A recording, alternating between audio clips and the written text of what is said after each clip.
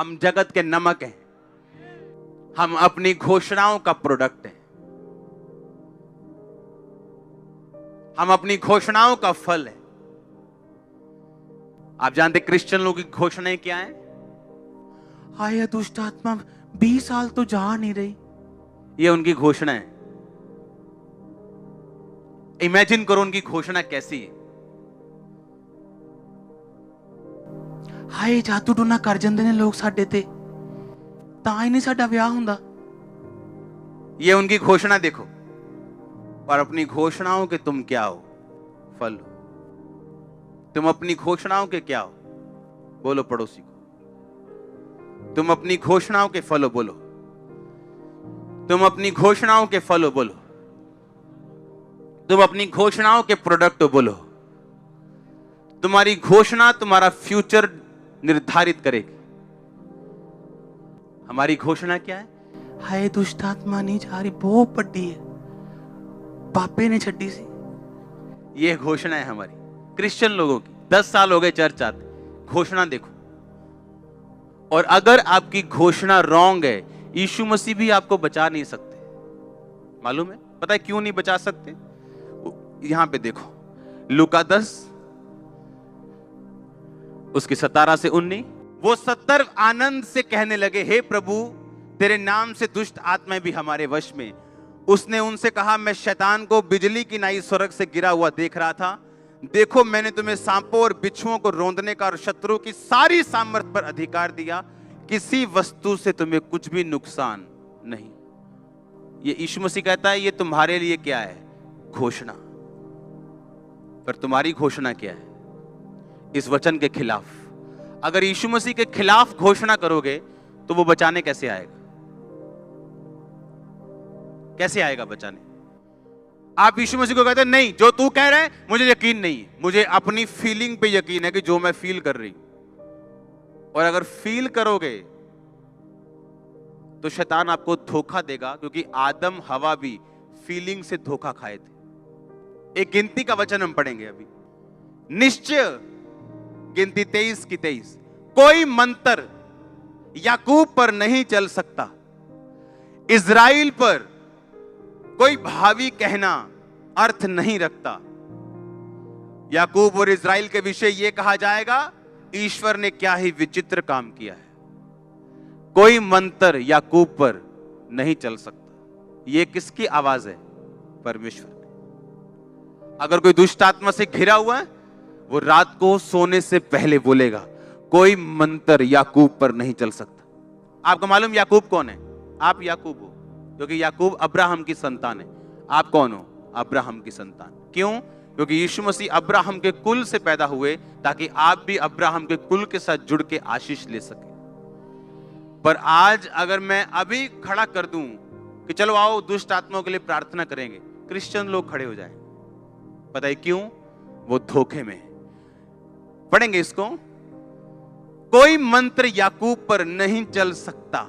नहीं चल सकता मतलब ये एक 100% वायदा है खुदा का कि ये काम तेरी लाइफ पर नहीं हो सकता, हो ही नहीं सकता। अगर कोई दुष्ट आत्मा से ग्रसित है, यीशु मसीह को मानने के बाद भी, वो रात को सोने से पहले बोलेगा, कोई मंत्र याकूब पर नहीं चल सकता, कोई मंत्र मुझ पे नहीं चल सकता। देखो दुष्ट आत्मा मेरे वश में, किसी चीज से मुझे नुकसान नहीं होगा। वो रोज बोल के सोएगा, मेरी मैरिज लाइफ पे इसका नुकसान नहीं होगा, मेरे शरीर पर इसका नुकसान नहीं होगा। अगर सिर दर्द कर रहा है, मेरे सिर पे इसका कोई नुकसान नहीं होगा। शैतान सिर दर्द को बढ़ा दे चाहे, पर वो 2-4 दिन बढ़ा सकता है, उसके बाद उसे जाना पड़ेगा। लेकिन हमारी घोषणा क्या है? आप जानते हैं कुछ लोग अच्छे होने के बावजूद बिजनेस में कभी कामयाब नहीं हुए। अगर उनका बिजनेस सही भी चल रहा हो, पूछो कैसे चल रहा है, ठीक है यार इन्ना वधिया निका, ताकि कोई पैसे ना मांग लवे, मम्मी उधार ना मांग लवे, कह ही ना दे काका चीज लाया। इस चक्कर में अपने मुंह से गलत घोषणा करते, और जब घोषणा गलत हो जाएगी तो आप अपनी घोषणाओं के फल हो। गलत करोगे गलत रिजल्ट, सही करोगे सही रिजल्ट। लिखा कोई मंत्र, कोई जादू, कोई टोना याकूब पर चल ही नहीं सकता, पॉसिबल ही नहीं है।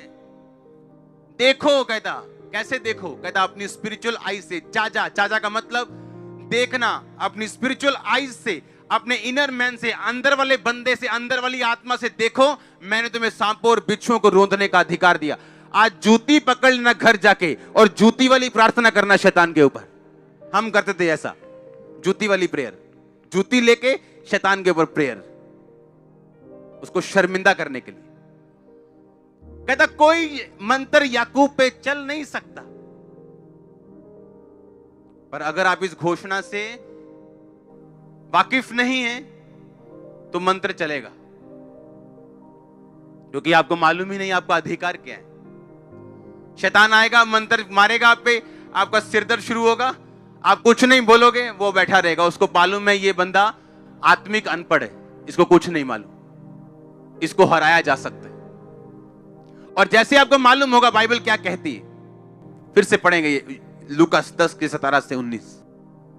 वो 70 आनंद से कहने लगे, तेरे नाम से दुष्ट आत्मा है हमारे वश में। 19 शायद सीधा पढ़ेंगे, देखो मैंने तुम्हें सांपों और बिच्छुओं को रोंदने का, बचने का कि रोंदने का? देखो बचना होता है कि आप गली में गए, कुत्ते से बचे, भागे, आइए ये करके घर चढ़ गए, ये होता है बचना। रोंदना होता है सोटी पकड़ी और मारी उसको और रोंद दिया। परमेश्वर कहता है मैं रोंदने का अधिकार देता हूं, सांपों और बिच्छुओं को रोंदने का अधिकार देता हूं, और शत्रु की सारी सामर्थ पर अधिकार देता हूं। आधी अधूरी के सारी, अगर वो घर में 10 तरह की प्रॉब्लम्स लेके आया है, सिर दर्द है, मैरिज नहीं हो रही, फाइनेंस प्रॉब्लम है, तो सारी जाएंगी कि 9 जाएंगी?